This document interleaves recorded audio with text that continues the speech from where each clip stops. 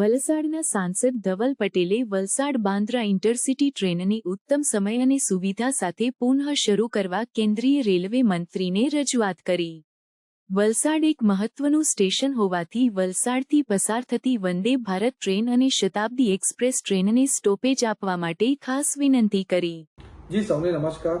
જેમ તમે જાણો છો કે આપણી વલસાડ બાંદ્રા ઇન્ટરસિટી આપણા વલસાડ જિલ્લાના લોકો માટે એક લાઇફલાઇન તરીકે કામ કરતી હતી. જે અપડાઉન કરવા લોકો એના માટે સૌથી ઉપયોગી ટ્રેન હતી, પણ એ જે બંધ થઈ ગઈ એના માટે લોકોને બહુ પ્રોબ્લેમ થયો છે. એના માટે ઘડી મેં અવારનવાર આપણા દેશના રેલવે મંત્રી અશ્વિની વૈષ્ણવજીને મેં રિક્વેસ્ટ કરી છે કે વલસાડ બાંદ્રા ઇન્ટરસિટી ટ્રેન પાછી ચાલુ થવું જોઈએ. એના માટે જ્યારે પાર્લામેન્ટ ચાલુ હતી ત્યારે એમને મળીને પણ મેં ભારપૂર્વક રજૂઆત કરી છે અને આજે પાછો પણ લેટર લખ્યો છે કે વલસાડ બાંદ્રા ઇન્ટરસિટી ટ્રેન પાછી ચાલુ થવી જ જોઈએ, જેના કારણે જે અમારા વલસાડના લોકોને છે એને હેલ્પ મળશે.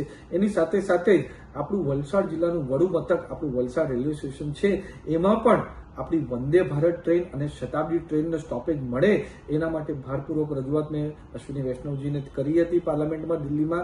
અને સાથે સાથે હમણાં આજે પાછો મેં લેટર લખ્યો છે ને જે આપણા દેશના રેલવે મંત્રાલયમાં જે સૌથી ઉચ્ચ અધિકારી છે જે આ ડિસિઝન લે છે કયા ટ્રેનને સ્ટોપેજ આપવું જોઈએ, કઈ ટ્રેન કાથી ચાલુ કરવું જોઈએ, એ પ્રોગ્રામિંગ આખું જોઈએ છે, એમને પણ મેં વાત કરી છે અને ભારપૂર્વક રજૂઆત કરી છે કે અમારા વલસાડ સ્ટેશનને, જે અમારું વલસાડ જિલ્લાનું વડું મથક છે, ત્યાં વંદે ભારત અને શતાબ્દી ટ્રેનનું સ્ટોપેજ મળવું જ જોઈએ. એની સાથે વલસાડ બાંદ્રા ઇન્ટરસિટી પણ પાછું ચાલુ કરવા મેં ભારપૂર્વક રજૂઆત કરી છે.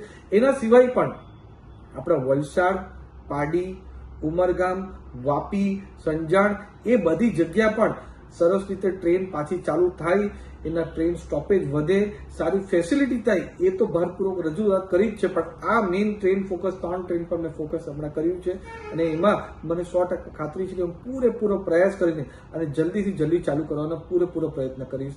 પણ આપણા વલસાડના લોકોનું જીવન સારી રીતે સરળ બને એના માટે હું પૂરી રીતે પ્રયાસ કરીશ. ધન્યવાદ.